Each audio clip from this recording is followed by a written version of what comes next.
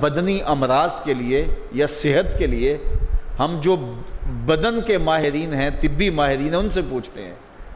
اب روحانی ماہرین سے پوچھیں کہ یہ نفس بڑا تگڑا ہے، اس کو کیسے صحیح کرنا ہے۔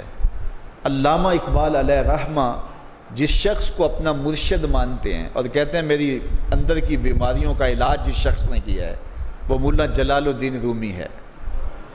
تو جلال الدین رومی ایک معالج کا پتہ دیتے ہیں۔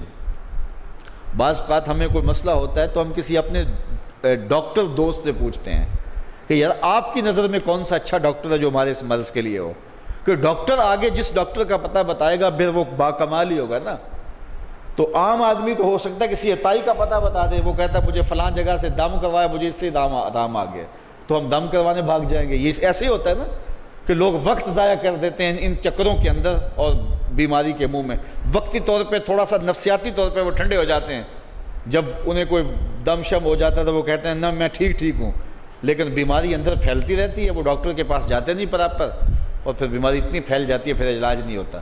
تو جب وہ تھوڑا سا ان کو ریلیف ملتا ہے ان کے نفسیات کی وجہ سے، تو وہ شور کرنے لگ جاتے ہیں میں بڑا بہتر ہو گیا ہوں، اور عورتیں کہتی ہیں نہیں پہنا میں تو ٹھیک ہی ہو گئی ہوں۔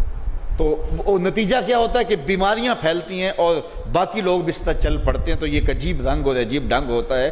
تو یہ بات ذہن میں رکھیں کہ جب کسی بھی بیماری کے حوالے سے ماہر سے پوچھا جائے تو وہ صحیح مشورہ دے گا۔ عام آدمی اپنے انداز سے بات کرتے ہیں، تو کسی ڈاکٹر سے پوچھیں کہ جناب اس شعبے کا ڈاکٹر کیا، تو وہ صحیح ڈاکٹر بتائے گا۔ اب ماہر سے پوچھا گیا، ماہر بھی کون ہے؟ جس کو اقبال نے بھی اپنا مرشد مانا، اور اقبال نے جس کو اپنا مرشد مانا وہ مرشد ہی ہوگا نا۔ اللہ اکبر۔ تو وہ اقبال فرماتے ہیں ایک مرشد کا پتہ دیتے ہیں علامہ رومی کا، اور رومی آگے ایک مرشد کا پتہ دیتے ہیں۔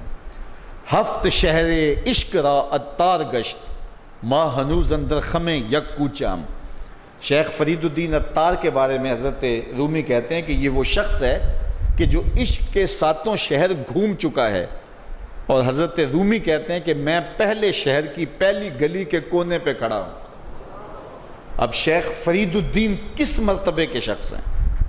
تو ان سے پوچھئے کہ آپ ماہر ہیں، اقبال کا مرشد بھی آپ کی دہلیز پہ کھڑا ہے، تو آپ بتائیے یہ نفس کا علاج کیا ہو؟ تو شیخ فرید الدین فرماتے ہیں آؤ میں تمہیں بتاؤں اس نفس کا علاج کیسے کرنا ہے، چونکہ یہ نفس کا علاج ان لوگوں کے پاس ہے۔ باج فقیراں کسے نہیں ماریا، باہو ظالم چور اندر داہو، یہ ان لوگوں کا ہی کام ہے کہ اس کا علاج کریں۔ تو شیخ فرید الدین فرماتے ہیں نفس نتواں کشت الا باسے چیز، بات گوئم یادگیرش اے عزیز۔ نفس نہیں مرتا، لیکن اگر تیرے پاس 3 اسلحے موجود ہیں تو پھر اس کو قابو کرنا مشکل بھی نہیں ہے۔ وہ 3 اسلحے کون سے ہیں ذرا سن لیجئے، اور اس نیت سے سنیے کہ ہم اس ماہ صیام میں اس پر عمل کریں گے اور اپنے نفس پہ قابو پانے کی کوشش کریں گے۔ کیونکہ یہ تقریر محض تقریر نہیں ہونی چاہیے کہ میں آ کے ہر سال کوئی بات سنا جاؤں اور آپ ہر سال سن لیں، تو اس سے کیا فائدہ ہوگا اگر ہم عمل نہیں کریں گے۔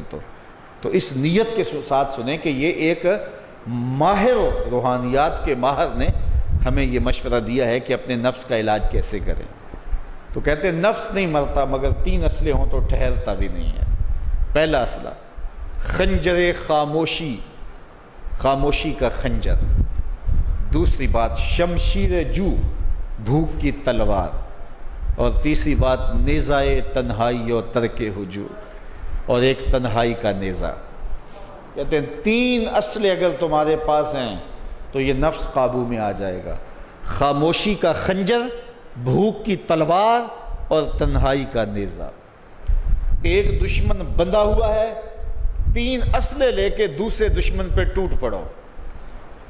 ماہ صیام میں بھوک تو پہلے ہی کاٹنی ہے، لہٰذا یہ جو ہے وہ بھوک کا ہتھیار بھی اس کے اوپر جو ہے وہ کارگر ہو گیا۔